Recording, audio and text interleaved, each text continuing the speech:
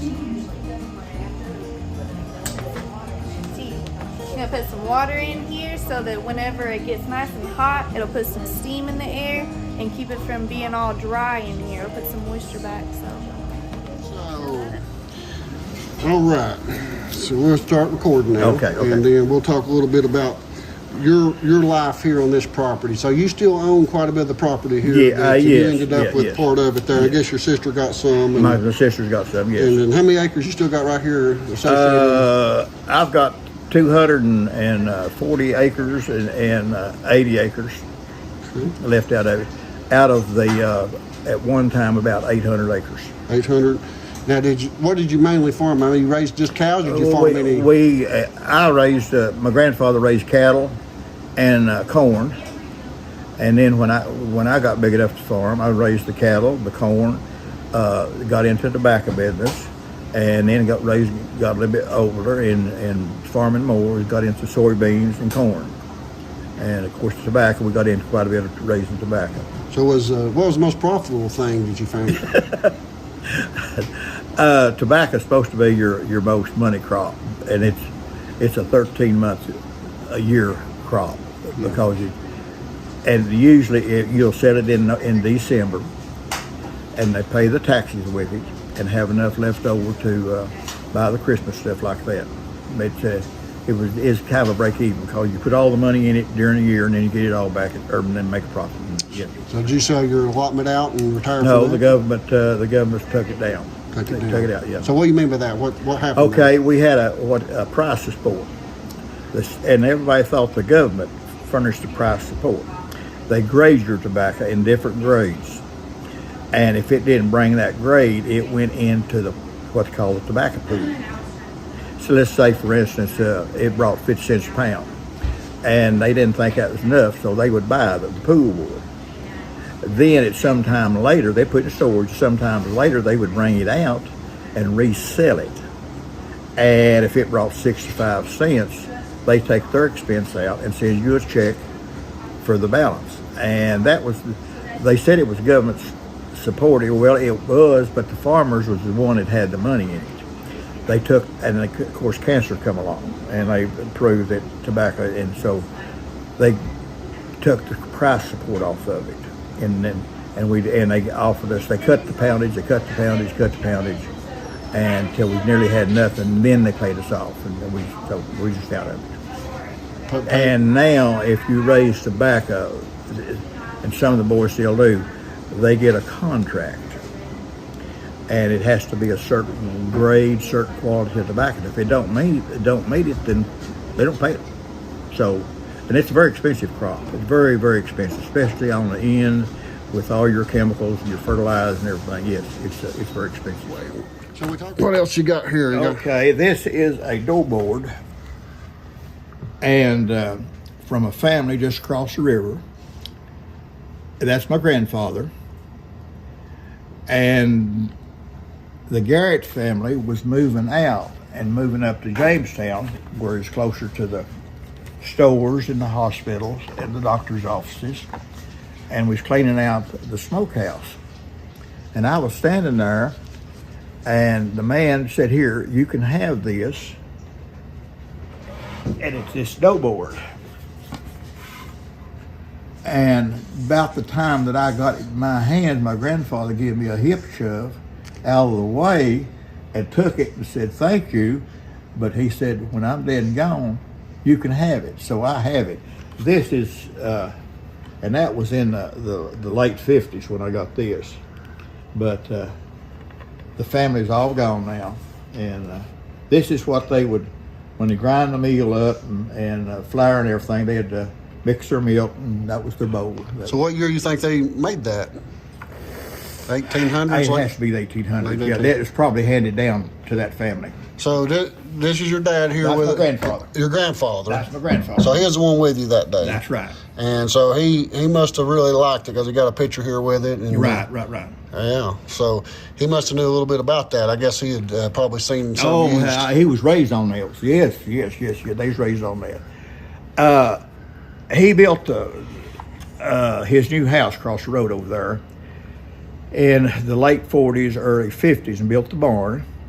for cattle.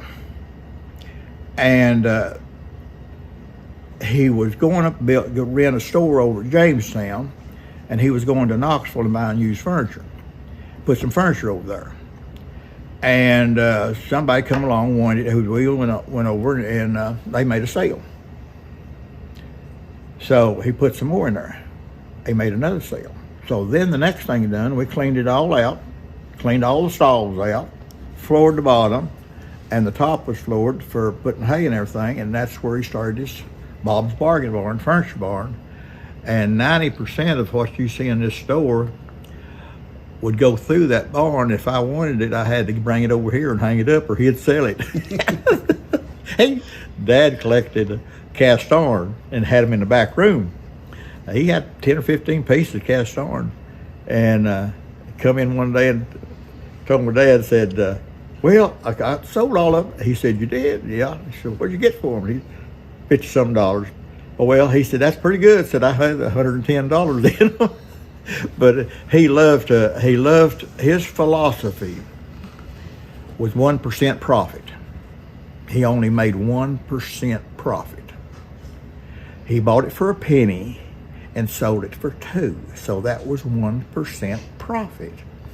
But it had to be a quality product. It had to be a product that saved you money. It had to be a product that you could pay for. And 99% of the stuff sold less than $100. I mean, less than $50. We got new coal stoves, which was about 3 foot tall, and they sold brand new ones, sold for $49.95. The refrigerators, good used ones, would sell for $49.95. A new electric stove would sell for $49.95. And now these are like new. What year are we talking about? We're talking about the late 50s, the 60s, and early 70s. He died in 77. The bargain barn stopped at that time? Yeah, it stopped at that time. That's right. That's right. But it was like flea market flips you've seen on television. I mean, he loved the box and contents, and what he would do is pull out the first piece, and that was his 1% profit. So the rest of it, and if you went over, you bought something or he gave you something, one of the two. And he was a bigger talker than I am. But most of this stuff right here, it came from over there, around the store that you see there. The old bale over here that you see, that is the bale that came off the old O&W Railroad, which is from Oneida to Jamestown. And there's a picture up there of that and writing that verifies that. So a lot of this stuff's been here for probably 100 years, I guess. It's been in the community, yes. It's been in the community, yes. So, Where we're sitting, my earliest recollections was tables with dry goods. Shirts, pants, socks, stuff to make cloth with, and then shoes. They had, but that was my. I mean, it was my earliest recollection was it was a true country store. Dry goods. You were dry goods, yeah, and everything. And these tobacco sticks right here,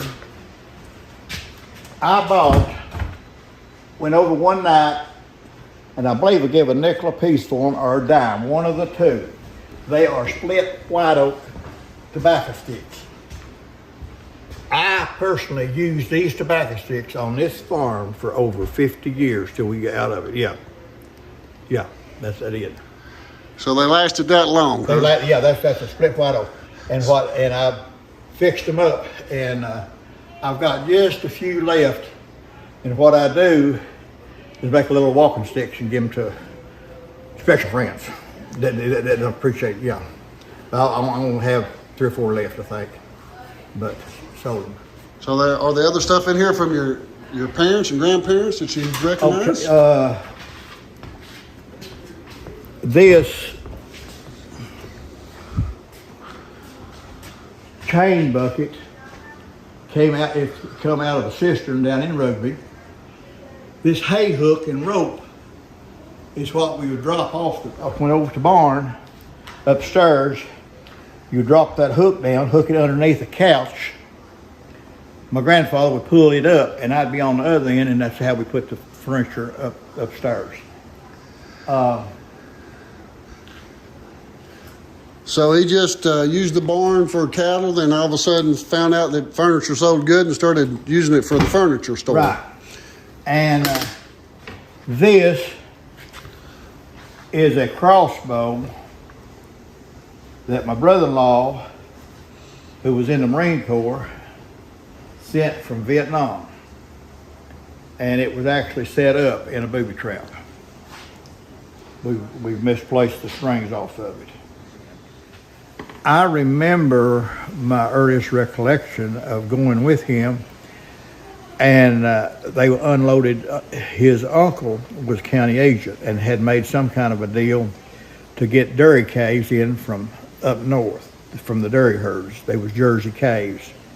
And I can remember being over to Elgin, sitting on a big post, and these calves are coming off, weaned calves, and what they would do is disperse them out to the farmers, and they'd raise them for milk cows, for homegrown milk. But I remember that fell off the post. Born on me, and I warped the ground, and my grandfather had to bring me home. But that's and I think we got one of the Jersey cows and really poured the milk. Every time that she had a calf, he would go to Jamestown, buy another calf. So that cow would raise 2 calves, plus produce enough milk for both families. Yeah. And this is original to the store. This is what we call a boat bin. You have different type bolts and stuff. Okay. Nails, testing them to put nails in this one. And it also, So did they sell the nails here in the store? Right, they sold, this was a boat bin, and they've cleaned out one and put nails in it, and it rotates around. See right here was they put nails in it, but it's the old time. Did you ever work in the store any to help them out, or Oh, when I got caught, I would. did you get called? Yeah, my earliest another recollection, it was on Saturday. They would box groceries up. They go to Burville, which is about 6-7 miles up the road, and deliver groceries. They came back, they would be a load ready to go to Rugby. They towed to Rugby. They come back, they'd be ready to go over to Marmarthwaite, or they'd come back and they go to Mount Helan. Come back, and that was that way all day long. So they were delivering to people? They delivered groceries to the people, yes. Now, how'd they get the orders? Did they call them in? No, at that time they would come in. They would come in and put it on the ticket book. Right. But then they would deliver them to the customer? And then they deliver them to the customers, that's right.